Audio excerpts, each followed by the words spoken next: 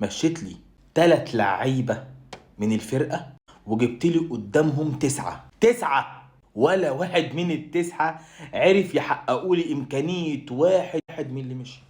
انت واخد بالك يا كابتن؟ كابتن زكريا، كابتن مختار، انتوا واخدين بالكم انتوا مشيتوا علي معلول، جبنا قدامه 3 يحيى عطية الله، وجبنا محمد شكري، وحطينا مكانهم كوكا. ادي 3. مشيت لي عبد المنعم وجبت لي مكانهم 3، العش وبيكم واشرف داري. ولا واحد قدر يحقق لي امكانيات محمد عبد المنعم. مشيت لي وسام، جبت لي قدامه 3، جراديشار، محمد شريف، وجبت لي مروان عثمان اوتاكا، وجبت لي كمان كموش. يعني ايه معنى كلامك يا وليد؟ معنى كلامي يا فندم ان حضراتكم بتمشوا لعيبه مهمه وبتجيبوا لاعيبه مكانهم كسر. هل ممكن الفيديو ده يوصل للكابتن مختار والكابتن زكريا ناصف المسؤولين على لجنة التخطيط في النادي الأهلي؟ حضراتكم علي معلول مشي وجبنا بداله 3، محمد عبد المنعم مشي وجبنا بداله 3، وسام أبو علي مشي وجبنا بداله 3.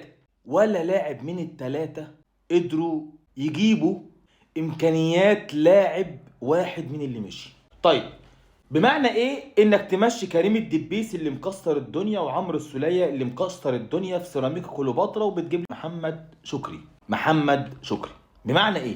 بمعنى ايه بتجيب لي محمد شريف وانت مشيت لي وسام ابو علي اللي مكسر الدنيا؟ بمعنى ايه محمد شريف ايه؟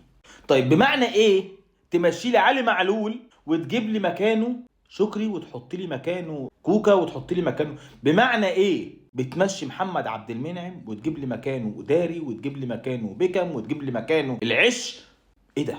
ولا واحد من ال3 عرفوا يجيبوا لي امكانيه لاعب واحد من اللي بيمشوا. لو انت خدت بالك اكتر من انت جبت محمد شكري من سيراميكا كليوباترا وكريم الدبيس في سيراميكا كليوباترا اللي انت مشيته مكسر الدنيا حرفيا في سيراميكا كليوباترا. بتجيب مين وبتمشي مين؟ انت بتجيب مين وبتمشي مين؟ انا سؤالي للجنة التخطيط، هل انتوا حضراتكم مش واخدين بالكم من التقصير ده من اللي احنا شايفينه، ولا احنا شايفين حاجة وانتوا شايفين حاجة تانية؟